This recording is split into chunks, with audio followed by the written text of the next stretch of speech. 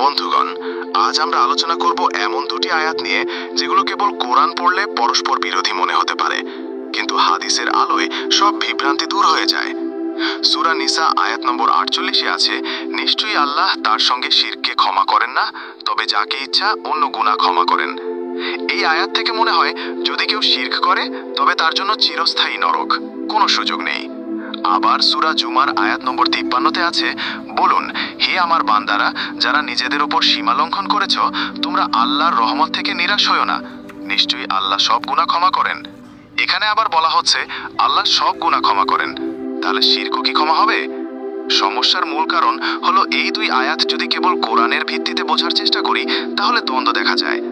কিন্তু প্রিয় বন্ধুগণ, আল্লাহর রাসূল সাল্লাল্লাহু আলাইহি ওয়াসাল্লাম বলেছেন, আমি তোমাদের কাছে কোরআন ও হাদিস রেখে যাচ্ছি, পথভ্রষ্ট হবে না।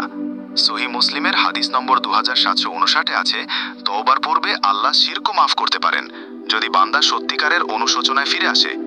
সুতরাং সত্যটা হলো, যদি কেউ শিরকে মৃত্যুবরণ করে আল্লাহ তাকে ক্ষমা করবেন না, কিন্তু কেউ জীবিত অবস্থায় শিরক থেকেও তওবা করে তাহলে আল্লাহ সব গুনার মতো শিরকও ক্ষমা করে দেন।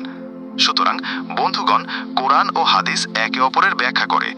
কোরআনের আয়াতকে কেবল নিজে নিজে ব্যাখ্যা করলে বিভ্রান্তি হয়। তাই আসুন হাদিসের আলোয় কোরআন বুঝি, বিভ্রান্তি নয়, আলো ছড়ায়। সাবস্ক্রাইব করুন, শেয়ার করুন, সত্য ছড়িয়ে দিন।